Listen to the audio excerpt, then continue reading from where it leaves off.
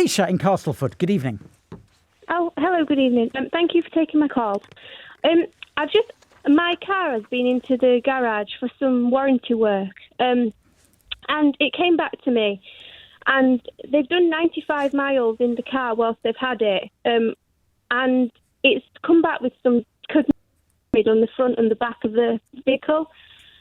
So I've contacted the service manager regarding the excess miles and the damage, and they won't really cooperate with me. They're saying that the damage hasn't happened whilst it's been on site with them, but I am confident that it has. Right, how do you know the mileage increased by 95 miles? Because I took a photo of it before Excellent. they took Do the they car. Do they know you've taken that photo? Please say no. Yes, I've told them that I did. Okay. So, and do you have a photo of it when you picked it up? A photo of the mileage when you picked it up to prove the difference? No, but the service manager has admitted that he's done this mileage, but he says that it's justifiable. Oh, I see. I thought they were denying they'd done the mileage at all. No, they've admitted it, but they're saying that it's Right. justifiable. Because the reason I was hoping you hadn't told them about the photo would be if you could catch them out in a lie about the mileage, it would be much easier to persuade a judge they're lying about the cuts and dents and scratches as well.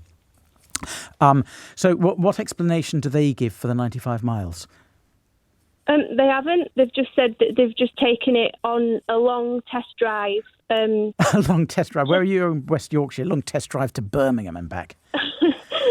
Well, exactly. That's my argument. But the service manager says that he's done that to ensure that the fault's been rectified. Yeah, but right. I have spoken to other service centres today, and they've told me that the maximum amount of mileage they would do on a test drive is around 10 miles. Yeah, and because they're not going to do 95 miles because they won't pay for the petrol. They're too stingy to pay for the petrol. That car was lent to one of the salespeople for a couple of nights for them to use as a personal car. Of course it was. We know that. Or they used it for test drives. So dealing with that, first of all, you will win a very, very small amount of money. I mean, we're talking pennies. The mileage allowance for a car is about 45p a mile, 50p a mile. 95 miles, you're looking at 45, 50 quid.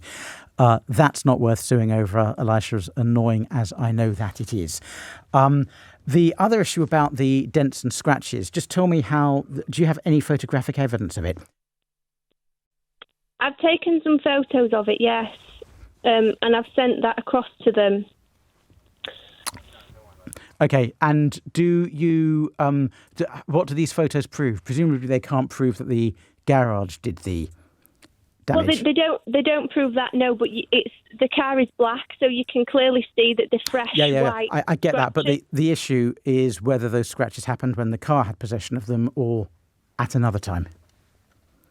How do you think you'll be able to prove that it was when the car had possession of it? Well, I can't obviously prove that 100%, but I have recently had a mobile dent man go round it to repair some dents and scratches what I had on the car. So that's quite useful. How recently compared with you giving the car to the garage? That was last month. Well, that's pretty useful. So if a judge believes you, then you will get the cost of repairing it again. What will it cost to get those scratches taken out? Any idea? I'm not sure. I'm not sure. We're talking a few hundred quid. Are they major scratches? They're not major, no, but I would probably say around that amount, yeah. Well, I think it's probably worth bringing a claim for that. But what I would do first is I would issue the garage with a very clear email or letter saying, I am going to get this done independently. Are you sure you don't want to do it yourselves for free?